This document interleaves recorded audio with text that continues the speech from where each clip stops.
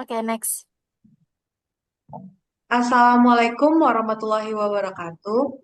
Eh, izin Ibu dan teman-teman semua, pada kesempatan kali ini kami dari kelompok satu akan menyampaikan presentasi dari kami, hasil diskusi dari kami tentang materi akar. Pertama-tama izinkan kami untuk memperkenalkan diri terlebih dahulu. Anggota kelompok satu itu terdiri dari Dwi Mutiara Kusuma, lalu Natasha Sevia Ramah, dan Kemalaka Cipimaka, saya sendiri, lalu ada Tessa Yulia Anggraini. Baik, kita langsung saja pada penyampaian materi.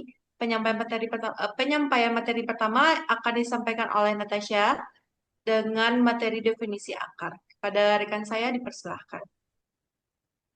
Baik, terima kasih kepada Kamala atas kesempatan yang sudah diberikan.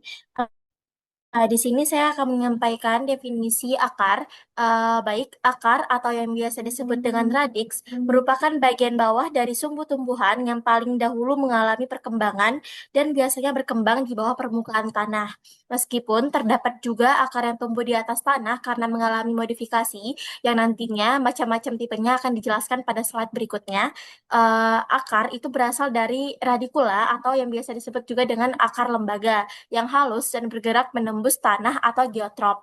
Radikula ini berkembang dari biji yang menghasilkan akar dan berkembang menjadi akar utama atau juga sering disebut dengan akar tunggang pada dikotil. Sedangkan pada monokotil akar lembaga akan mati, kemudian pada pangkal batang akan tumbuh akar-akar yang memiliki ukuran hampir sama sehingga membentuk akar serabut.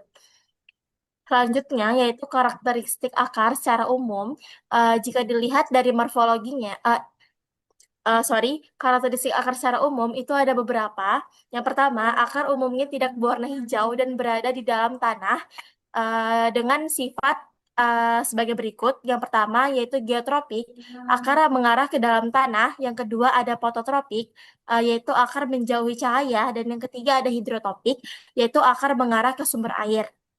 Kemudian yang kedua, akar tidak memiliki mata tunas, yaitu struktur akar secara alami tidak memiliki bakal tunas atau titik tumbuh atau meristem yang bisa berkembang menjadi batang atau daun baru. Kemudian akar tidak memiliki nodus dan juga internodus. Nodus merupakan buku batang, adalah titik pada batang tumbuhan tempat tumbuhnya daun, tunas, atau cabang. Sedangkan internodus merupakan ruas, yaitu bagian batang di antara dua nodus yang berfungsi memperpanjang jarak antar daun.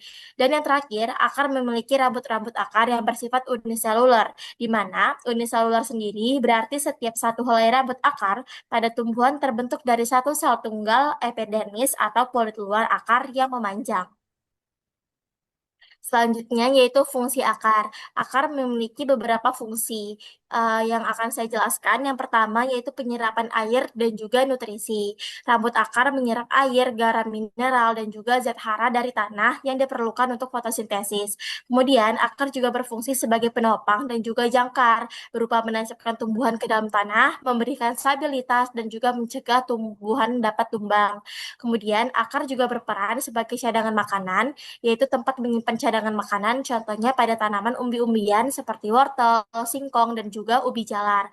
Akar juga berperan sebagai media transportasi, di mana artinya akar dapat mengangkut air dan nutrisi yang sudah diserap ke seluruh bagian tubuh tumbuhan. Akar juga berfungsi sebagai pernapasan atau respirasi. Contohnya pada beberapa tanaman seperti bakau, akar berfungsi untuk pernapasan. Dan juga akar berfungsi sebagai alat perkembangbiakan pada jenis tumbuhan tertentu. Akar digunakan untuk reproduksi vegetatif, contohnya pada umbi. Baik, sekian pemaparan materi dari saya. Dan untuk morfologi akar selanjutnya akan dibahas oleh rekan saya, Dwi Mutiara Kusuma. Baik, terima kasih kepada Natasha yang telah memberikan saya kesempatan. Di sini saya akan memaparkan materi terkait struktur akar secara morfologi. Materi ini penting karena akar merupakan organ tumbuhan yang berperan dalam penyerapan air dan mineral seperti yang telah dijelaskan oleh rekan saya sebelumnya. Dengan memahami struktur morfologi akar, kita dapat mengetahui bagaimana setiap bagian akar tersusun dan bekerja sama dalam mendukung pertumbuhan serta kelangsungan hidup tumbuhan. Selain itu, pemahaman ini juga menjadi dasar dalam mempelajari fisiologi tumbuhan, sistem perakaran, serta penerapannya dalam bidang pertanian dan lingkungan. Baik, yang pertama kita langsung masuk ke struktur akar secara morfologi. Secara morfologi, akar merupakan organ vegetatif tumbuhan yang memiliki struktur khas dan berbeda dari batang maupun daun. Akar umumnya tumbuh ke arah gravitasi, tidak memiliki buku dan ruas, serta tidak menghasilkan daun maupun kuncup. Struktur akar tersusun secara sistematis untuk mendukung fungsi utamanya yaitu menyerap air dan mineral dari tanah, menambatkan tumbuhan, serta pada beberapa spesies berperan dalam penyimpanan cadangan makanan. Next. Selanjutnya kita masuk ke bagian-bagian struktur akar secara morfologi. Yang pertama itu ada leher, leher akar atau kolom. Leher akar, leher akar adalah bagian akar yang terletak tepat di bawah pangkal batang dan menjadi penghubung antara batang dan akar. Secara morfologis, bagian ini berada di permukaan tanah atau sedikit di bawahnya dan menunjukkan perubahan struktur dari jaringan batang menjadi jaringan akar. Pada beberapa tumbuhan, leher akar dapat mengalami penebalan sekunder karena aktivitas kambiun. Fungsinya sebagai zona transisi sistem vaskular antara batang dan akar, sehingga air dan hasil fotosintesis dapat ditransportasikan secara efektif. Selain itu, pada beberapa spesies, leher akar menjadi titik awal munculnya penebangan akar. Next.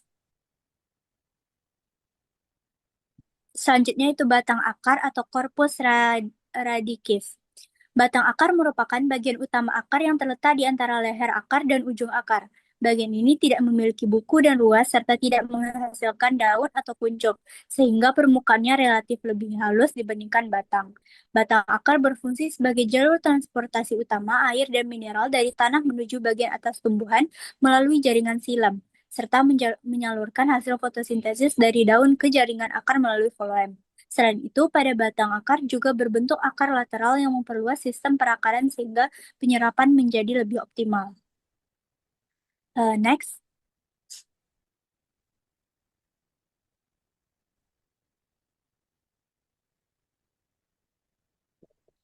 Selanjutnya itu cabang akar atau radix lateralis. Cabang akar adalah percabangan yang tumbuh dari akar utama dan berfungsi memperluas area penyerapan. Cabang ini berkembang dari jaringan perisikal yang terletak di dalam endodermis, sehingga termasuk percabangan endogen atau berasal dari jaringan dalam. Dengan adanya cabang akar, tumbuhan dapat menjelajah volume tanah yang lebih luas untuk memperoleh air dan unsur hara. Percabangan akar juga meningkatkan daya cengkeram akar terhadap tanah sehingga tumbuhan lebih stabil dan tanah tahan terhadap gangguan lingkungan seperti angin maupun aliran air. Next.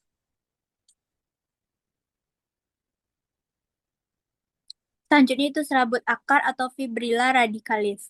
Serabut akar adalah cabang akar yang sangat halus dan berbentuk seperti benang. Umumnya banyak ditemukan pada sistem akar serabut, terutama tumbuhan monokotil. Struktur serabut yang rapat dan menyebar membuat jaringan akar membentuk anyaman yang luas di lapisan tanah atas. Hal ini memungkinkan penyerapan air berlangsung cepat, terutama setelah hujan atau penyiraman. Selain itu, serabut akar berperan penting dalam mencegah erosi tanah karena mampu mengikat partikel tanah sehingga tidak mudah terbawa air. Next. Selanjutnya itu rambut akar atau pilus radicalis. Rambut akar merupakan tonjolan halus dari sel epidermis akar yang bersifat uniselular dan terbentuk di zona diferensiasi. Umumnya relatif pendek, namun jumlahnya sangat banyak sehingga secara signifikan memperluas permukaan penyerapan akar. Rambut akar meningkatkan kontak antara akar dan partikel tanah, sehingga penyerapan air dan mineral menjadi lebih efisiensi melalui proses osmosis dan difusi. Selain itu, rambut akar sering menjadi tempat awal interaksi dengan mikroorganisme tanah, termasuk pembentukan mikoriza yang membantu penyerapan fosfat pada beberapa tumbuhan. Next. Selanjutnya itu ujung akar atau apex radicus. Ujung akar adalah bagian paling muda dari akar yang aktif membelah karena mengandung meristem apikal. Secara morfologis, ujung akar terdiri atas 3 zona utama, yaitu yang pertama zona pembelahan atau meristematik, tempat sel aktif membelah. Yang kedua zona pemanjangan, yaitu tempat sel bertambah panjang sehingga akar memanjang.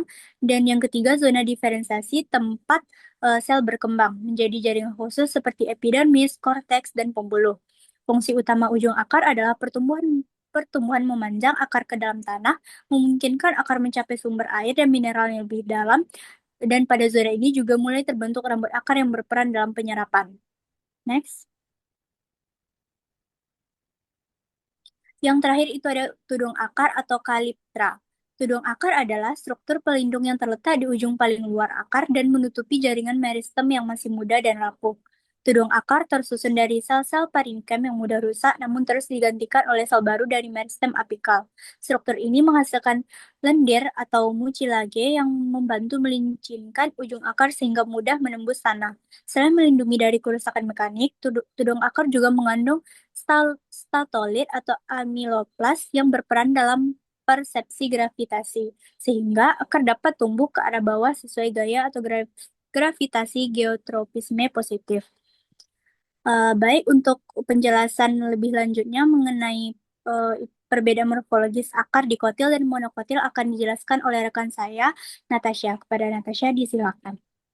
Baik, terima kasih kepada Dwi Mutiara. Selanjutnya saya akan melanjutkan pembahasan mengenai perbedaan morfologis akar dikotil dan juga monokotil.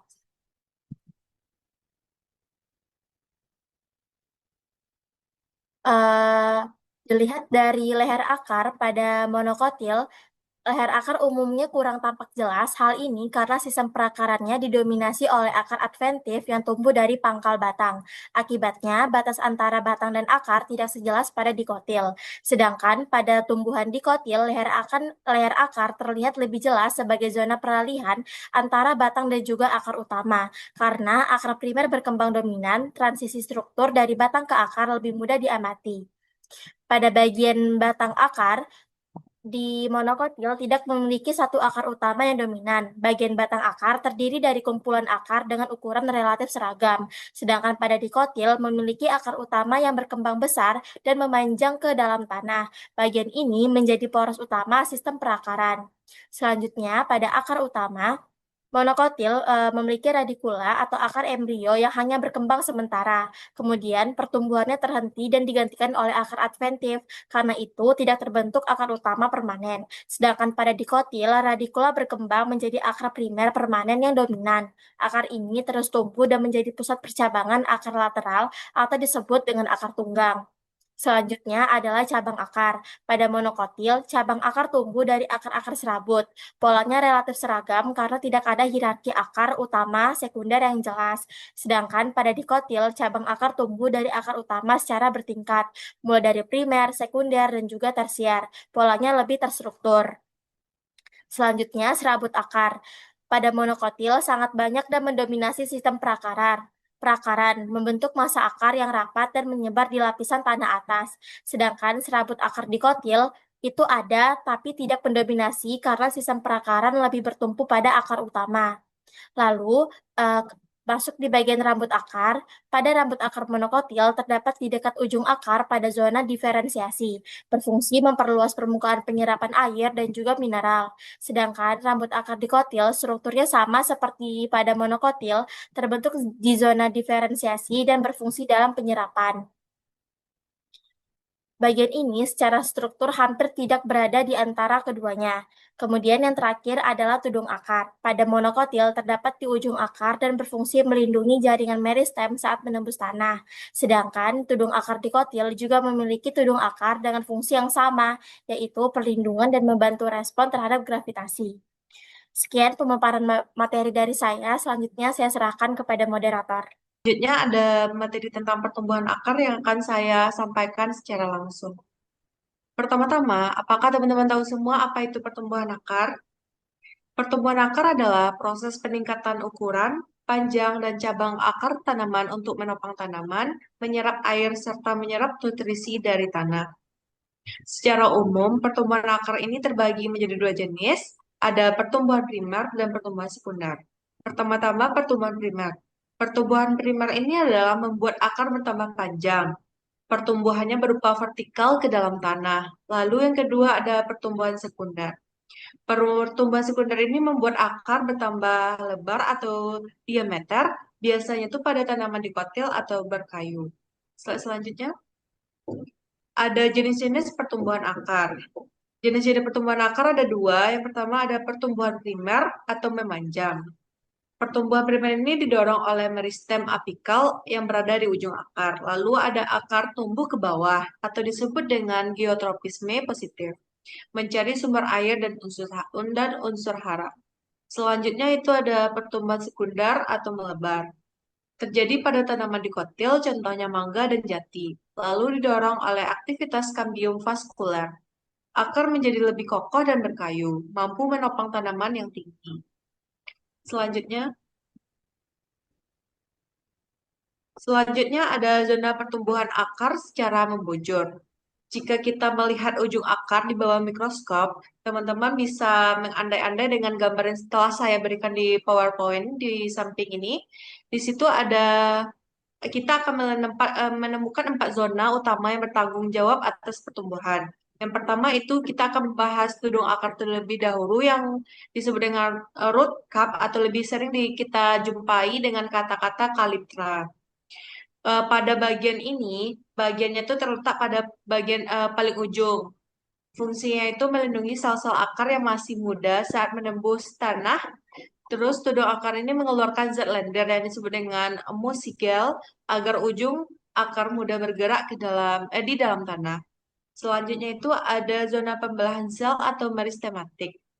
Terletaknya itu di belakang tudung akar dan fungsinya itu untuk sebagai tempat sel-sel akar aktif membelah diri, mitosis dengan cepat. Inilah mesin pemanjangan akar. Selanjutnya, selanjutnya itu ada zona pemanjangan atau sering disebut dengan elongasi. Sel yang dihasilkan dari zona meristematik mulai memanjang, mulai membesar. Fungsinya itu untuk mendorong ujung akar menembus tanah lebih dalam. Yang keempat itu ada zona pematangan atau disebut dengan diferensiasi dan juga maturasi. Sel-sel mulai berubah bentuk dan fungsi atau disebut dengan terspesialisasi. Jadi di zona pematangan ini sel-sel sudah mulai berubah bentuk dan fungsinya. Lalu dia terbentuk rambut akar yang berfungsi memperluas area penyerapan air dan nutrisi. Next. Selanjutnya kita akan membahas tentang faktor yang mempengaruhi pertumbuhan akar. Yang pertama itu ada air. Jadi air di sini akan mempengaruhi akar tumbuh menuju kelembapan atau kita sebut dengan hidrotropisme. Lalu ada juga gravitasi. Akar tumbuh ke arah bawah. Jadi gravitasi sungguh mempengaruhi pertumbuhan akar. Selanjutnya ada tekstur tanah. Tanah yang gembur mempermudah agar akar menembus tanah. Lalu juga ada nutrisi yang berisi unsur hara. Jadi di sini unsur P atau fosfor sangat penting untuk merangsang pertumbuhan akar. Lalu itu ada oksigen. Akar butuh bernapas atau respirasi untuk tumbuh. Next. Selanjutnya kita akan membahas tentang sistem perakaran.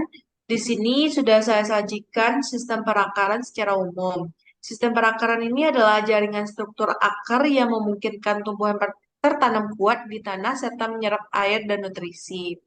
Secara garis besar, sistem ini dibagi menjadi 2 tipe utama berdasarkan asal pertumbuhan dan bentuknya, yaitu tunggang dan serabut.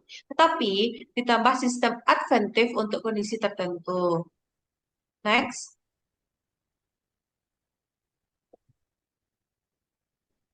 Baik, pertama-tama kita bahas sistem akar tunggang terlebih dahulu, yaitu disebut dengan taproot system. Sistem ini umum ditemukan pada tumbuhan dikotil dan biji terbuka, atau disebut dengan gymnospermae. Asal pertumbuhan itu berasal dari akar lembaga atau radikula yang terus tumbuh menjadi akar primer dan yang dominan.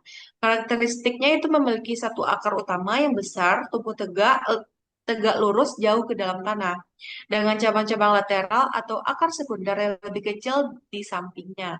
Fungsi utama itu memberikan stabilitas yang sangat kuat atau penahan pohon besar agar tidak tumbang dan mencapai sumber air yang dalam. Contohnya itu ada mangga, cabai, kopi, jeruk, dan wortel. Akar tunggang itu seperti gambar yang telah saya sediakan. Selanjutnya, selanjutnya ada akar tunggang dibedakan menjadi, pertama itu ada akar tunggang tidak bercabang atau sedikit bercabang.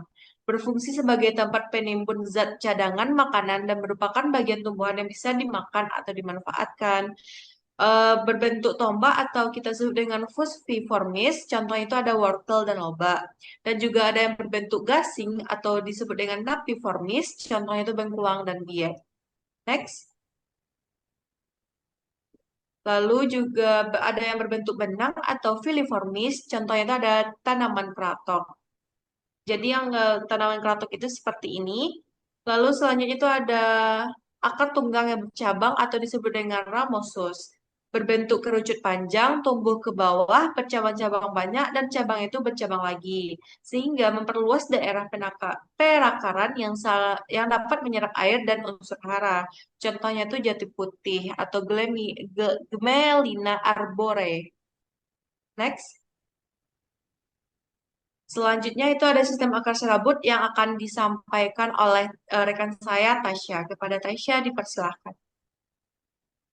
Baik, terima kasih kepada Kemala. Kembali lagi kepada saya akan menjelaskan tentang sistem akar serabut atau fibrous root system. Sistem ini khas bagi tumbuhan monokotil. Asal pertumbuhannya yaitu akar primer atau radikula biasanya mati atau berhenti tumbuh saat masih muda. Kemudian digantikan oleh kumpulan akar yang tumbuh dari pangkal batang.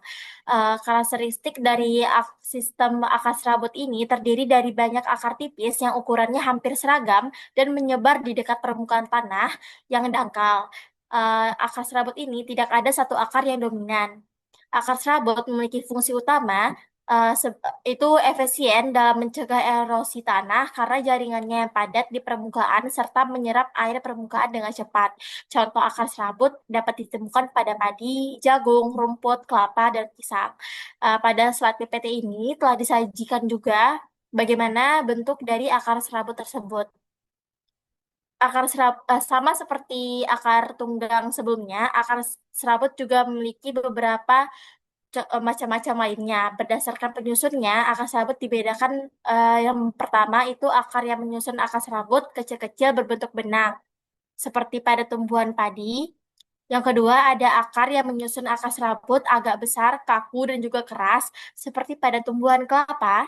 Dan yang ketiga, akar yang menyusun akar serabut besar-besar yang masing-masing tidak banyak memiliki cabang, seperti pada tumbuhan pandan buah merah. Ketiga dari contoh tersebut sudah disajikan di dalam slide PPT, di mana ini merupakan tumbuhan padi, ini kelapa, dan juga ini tumbuhan pandan buah merah. Dan yang terakhir ada sistem akar adventif atau perakaran adventif. Berbeda dengan dua sistem di atas, akar adventif muncul dari bagian tumbuhan yang tidak biasa. Asal pertumbuhannya yaitu tumbuh dari organ selain radikula seperti dari batang, daun, atau jaringan yang terluka. Akar adventif memiliki fungsi yang digunakan untuk membantu tanaman menahan kondisi stres lingkungan, alat pernapasan, atau untuk reproduksi vegetatif. Contohnya, akar pada hasil cangkokan, akar napas pada bakau, atau akar gantung pada beringin. Ini contoh dari akar adventif yang tumbuh di tempat yang tidak biasanya. Baik, selanjutnya saya serahkan kepada moderator. Baik, terima kasih kepada Natasha yang telah menyampaikan penamaan materi. Selanjutnya itu ada perbedaan akar tunggang dan akar serabut yang akan disampaikan oleh rekan saya Tasya Anggraini. Kepada Tasya Anggraini dipersilahkan.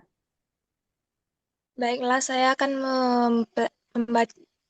mempresentasikan tentang perbedaan akar tunggang dan akar serabut. Akar tunggang memiliki ciri-ciri tegak ke bawah dan dari akar tersebut keluar cabang. Akar akan berkembang lagi jadi bercabang dan berukuran lebih kecil. Umumnya terdapat pada tumbuhan dikotil. Bayam contohnya pada bayam, jambu, mangga, jati, bambu, jeruk, beringin, dan wortel. Akar serabut memiliki bagian ujung dan pangkal akarnya memiliki ukuran yang sama. Terdapat rambut dan serabut akar. Umumnya terdapat pada tumbuhan monokotil, seperti pada tanaman kelapa, pisang, padi, pepaya, jagung, bawang, tanaman bambu, dan jati. Selanjutnya,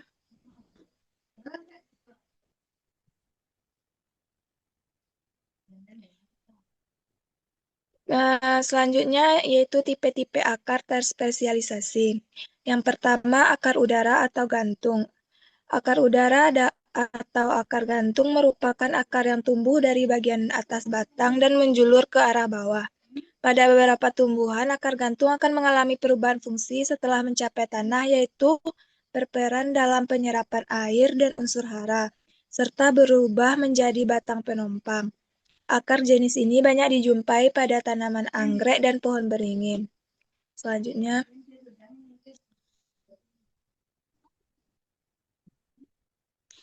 yang kedua, akar pengerek atau pengisap. Akar Haudistorium merupakan modifikasi akar yang dimiliki oleh tumbuhan parasit. Akar ini berfungsi untuk menyerap air dan zat hara langsung dari tanaman inang. Karena sifat parasitnya, tumbuhan dengan akar ini sangat bergantung pada inangnya untuk kelangsungan hidup. Contohnya tumbuhan benalu dan tali putri. Selanjutnya,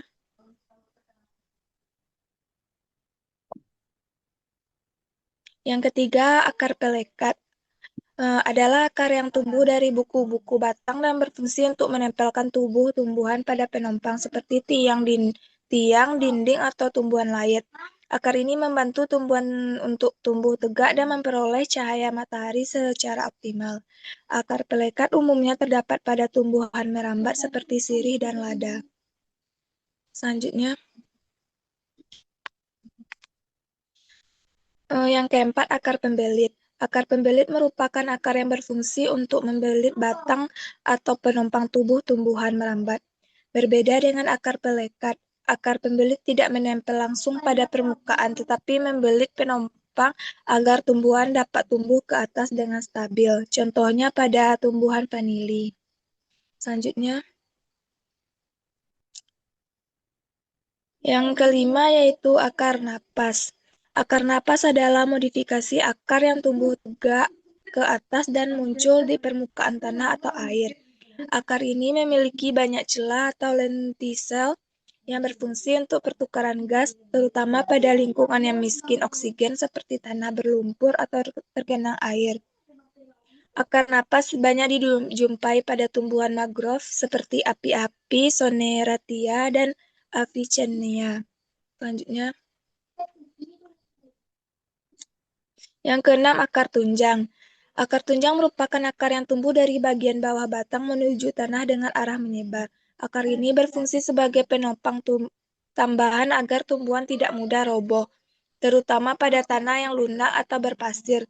Contoh tumbuhan jagung, pandan, dan mangrove rhizophora. Selanjutnya,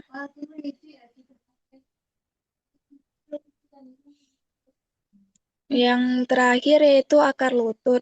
Akar lutut merupakan akar yang tumbuh ke atas dari tanah kemudian membengkok dan masuk kembali ke dalam tanah sehingga menyerupai bentuk lutut. Akar ini berfungsi membantu pernapasan tumbuhan khususnya pada lingkungan rawa atau payau yang kekurangan oksigen. Contoh pada tumbuhan mangrove seperti Bruguiera. Selanjutnya saya kembalikan kepada moderator. Baik, terima kasih kepada rekan saya, Tasya, yang telah menjabarkan materi secara terperinci. Selanjutnya itu ada sesi tanya jawab. Di sini kami akan berinteraksi dengan teman-teman semua yang telah menyaksikan presentasi kami di dalam Smile, yaitu pada bagian forum diskusi. Jadi kami sangat mengharapkan partisipasi dari teman-teman semua.